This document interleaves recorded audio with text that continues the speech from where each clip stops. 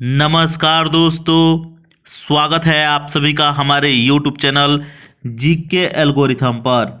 Friends, अगर आप लोग बीपीएससी एग्ज़ाम की तैयारी कर रहे हैं तो यह वीडियो बिल्कुल आपके लिए है। इस वीडियो में हम लोग मुख्य रूप से बिहार के भूगोल से संबंधित इम्पोर्टेंट प्रश्नों को देखेंगे।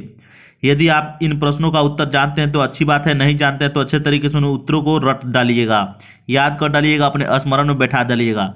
एक बात और मैं बता दूं फ्रेंड्स, यह जो चैनल है जीके एल्गोरिथम, यह बीपीएससी को ध्यान में रख करके बनाया गया है और बीपीएससी एग्जाम से रिलेटेड जितने भी कंटेंट हो सकेंगे उन सारे कंटेंट को इस चैनल पर अपलोड करने का मैं प्रयास करूंगा। तो इसलिए चैनल को सब्सक्राइब जरूर कर लीजिएगा।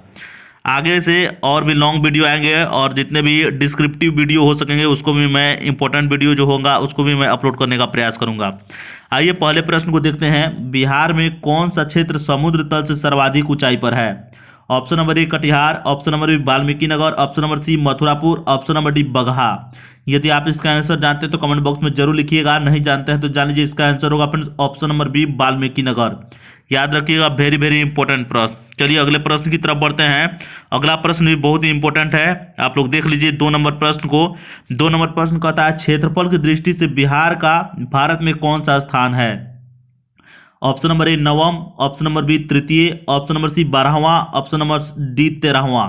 इसका आंसर होगा फ्रेंड्स ऑप्शन नंबर सी 12वां। ध्यान में रखिएगा, क्षेत्रफल के हिसाब से बिहार का जो स्थान है भारत में वो 12वां स्थान है, 12वां नंबर पर आता है क्षेत्रफल की दृष्टि से। याद रखिएगा, बहुत ही इंपॉर्टेंट प्रश्न है। आइए अगले प्रश्न की तरफ बढ़ते हैं। अगला प्रश्न 3 नंबर प्रश्न क्या कहता है देख लीजिए। बिहार भारत के किस भाग में स्थित है? ऑप्शन नंबर ए उत्तर पूर्व में, ऑप्शन नंबर बी दक्षिण पश्चिम में, ऑप्शन नंबर सी उत्तर पश्चिम में, ऑप्शन नंबर डी दक्षिण पूर्व में।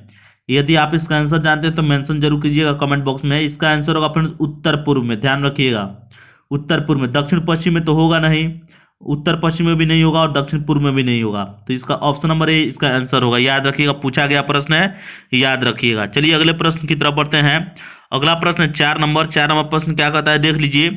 बिहार राज्य की भू आकृति है लगभग, मतलब उसकी आकृति कैसी दिखती है यही पूछा जा रहा है। ऑप्शन नंबर ए त्रिभुजाकार, ऑप्शन नंबर बी आयताकार, ऑप्शन नंबर सी वर्गाकार, ऑप्शन नंबर डी अंडाकार। इसका आंसर आप लोग जानते हैं तो मेंशन जरूर कीजिएगा, नहीं जानते तो जान लीजिए इसका आंसर होगा फ्रेंड्स ऑप्शन नंबर बी आयताकार। ध्यान रखिएगा, बिहार राज्य की जो भू आकृति है उसकी आकृति लगभग आयताकार है, ऑप्शन नंबर बी इसका आंसर होगा। चलिए अगले प्रश्न की तरफ बढ़ते हैं। बहुत ही इंपॉर्टेंट प्रश्न है, 5 नंबर देख लीजिए। 5 नंबर प्रश्न को, क्षेत्रफल की दृष्टि से बिहार का सबसे छोटा जिला कौन है? क्षेत्रफल की दृष्टि से पूछा जा रहा है। Option number A Sheohar, option number B Sheikhpura, option number C Lakhisarai, option number D Arwal. इसका आंसर अगर आप जानते हैं तो मेंशन जरूर कर दीजिएगा, नहीं जानते हैं तो जान लीजिए इसका आंसर होगा friends option number A Sheohar. ध्यान रखिएगा, शिवहर इसका आंसर होगा फ्रेंड्स। याद रखिएगा, बहुत ही इंपॉर्टेंट जिला है यह शिवहर, सबसे छोटा जिला यही है क्षेत्रफल के हिसाब से। 6 नंबर प्रश्न है। बिहार का सबसे नवसृजित जिला अरवल किस जिला के विभाजनोपरांत बना है? कहने का मतलब यह है कि बिहार का जो सबसे नया जिला बना है अरवल, वह किस जिला से अलग होकर के बना है विभाजनोपरांत, यानी उस किससे अलग होकर के बना है? Option number A Gaya, option number B Rohtas, option number C Patna, option number D Jehanabad. यदि आप इसका आंसर जानते हैं तो मेंशन जरूर कर दीजिएगा। इसका आंसर होगा friends option number D Jehanabad. याद रखिएगा, जहानाबाद से अलग होकर अरवल जिला बना है, यह नवसृजित जिला बना है अरवल। ध्यान रखिएगा, सबसे नया जिला यही है। 38 जिला है बिहार में, तो 38वां जिला जो है अरवल ही है, याद रखिएगा। 7 नंबर प्रश्न को देख लीजिए। समुद्र तल से बिहार की ऊंचाई कितनी है? यह बहुत बार पूछा गया प्रश्न है फ्रेंड्स।